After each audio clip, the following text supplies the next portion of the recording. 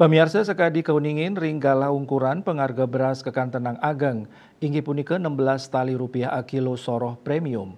Nanging kewentenan pasokan beras ring pasar kejantenang kantun aman. Punika taler penglimakanyane ring pasar-pasar nenten ngarepin pikobat. Cadangan beras ring gudang Bulog sempidi kejantenang kanton Sida nagingin kantos abulan pungkuran. Indika inucap kawedar ring kunjungan jajaran tim pengendalian inflasi daerah TPID Kota Denpasar ke gudang Bulog. Kunjungan kapimpin oleh asisten 2 Setda Kota Denpasar Ana Agung Gede Risnawan. Risnawan mastikayang kuentenan pasokan beras kanton nagingin anggen 3 bulan pungkuran. Napi malih ring sajoning nyangre pengrauh rahinan jagat.